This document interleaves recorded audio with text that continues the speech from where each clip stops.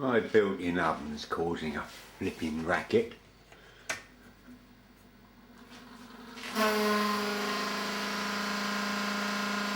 think it's the fan motors. Let's have a look.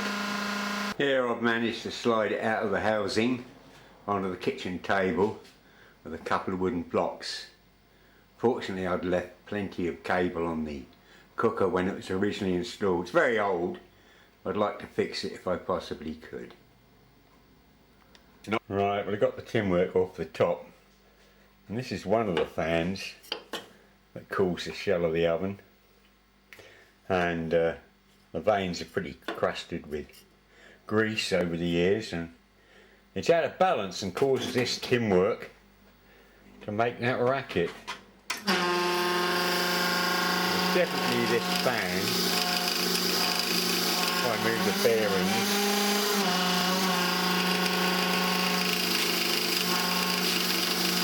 So I can either try and clean that up to stop the imbalance, or find the tin work which is rattling. Oh joy.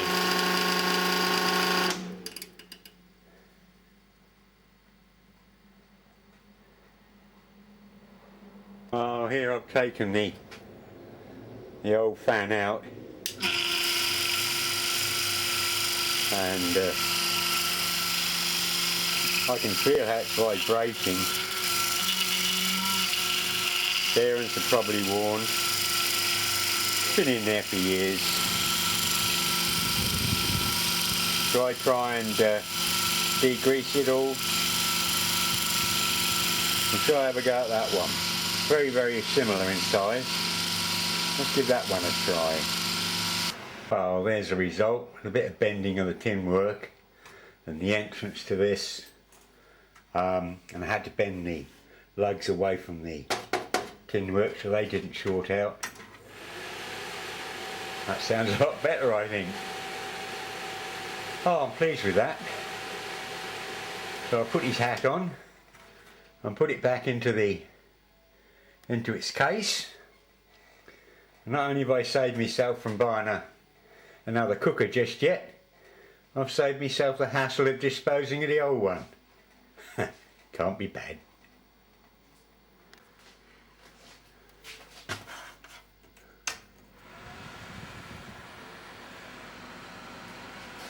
Wow, that should please the missus.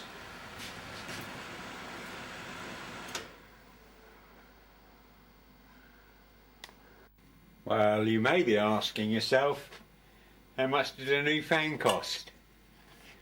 Well, nothing. I didn't buy them. I found 6 of these in a skip. They've never been used. They've never been used. No, just binned in a skip, some manufacturer. Terrible waste nowadays. I see anything like this, there's always a use for it. I initially picked these up because I thought they'd make a nice little forge blower or little furnace or whatever. But as you can see, it was very, very similar. I just had to lose these lugs and drill a couple of holes here to take the pardon me, the self-tapping screws, and it's all gone in, and wow, very pleased with that. And I've still got 5 of these left. That one I will chuck away.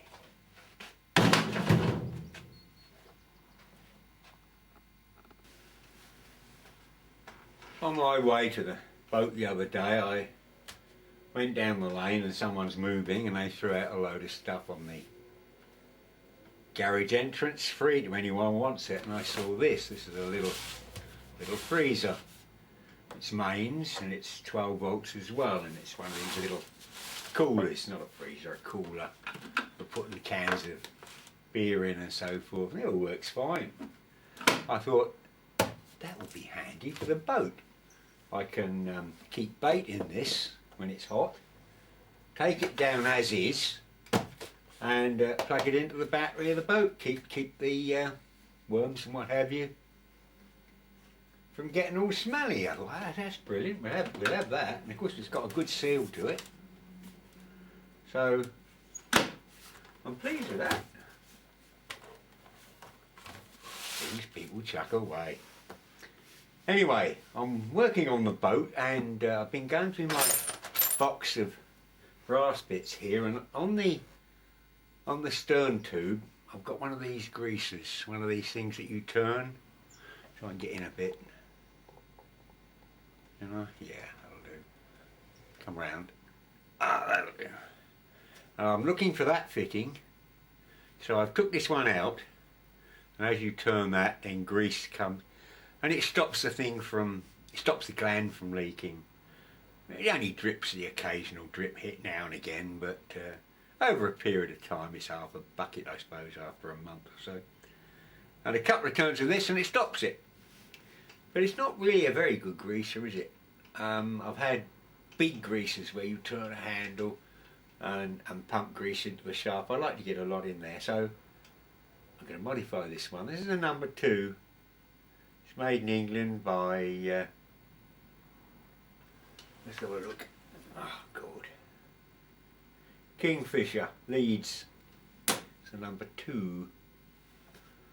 Has it got a spare one? What I'm going to do, I'm going to drill this cap and put a brass nipple in there, so I can put a grease gun on and pump some grease into there. I think that'd be a far better arrangement.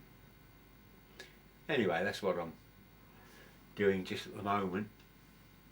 A lot of quite a few of my mates down the creek are popping their clogs. Oh, blimey, as I'm getting older, I'm going to more and more funerals. Ha! Oh dear, so I'm making the best of what I've got left. One of these days it's going to be your last day, and you don't know when that is, do you? So you never know what's round the corner, so you know, I make the best of what I've got. Use what I've got, be content with what I've got. That's sort of my philosophy on life. It's all very well to have goals and ambitions, but if life hasn't dealt you, you know, the right cards, you can only play with the cards you got. So I'm quite content with my lot.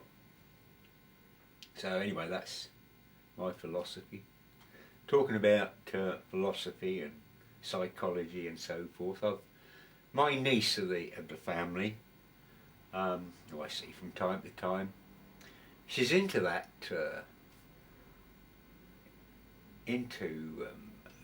workings of the mind, and she stands on her own 2 feet, independent, and started up a business. You might like to visit her website. If you Google Hebe College, the first one that comes up should be Carol Sowo, and welcome page, and you can see what she's doing. She teaches and lectures at the local university. Made some videos you can watch, and she's even published a few of her own small books. You may want to perhaps purchase 1 or 2 of those. That would give her a buzz, wouldn't it, to get the odd extra sale.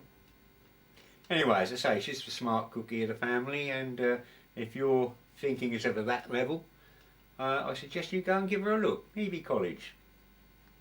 Anyway, I'm going to plough on and silver solder what I've got to do now is find a nipple to go in there. Oh, I do enjoy sort of making things and fixing things. That's sort of one pleasure in my life, and it's you know, it gives me a real buzz. And I'm fortunate I'm able to do that while I can. So we'll plod on. We're still here, guys. We're still here. Anyway, that's a long enough one for this time. Catch you later.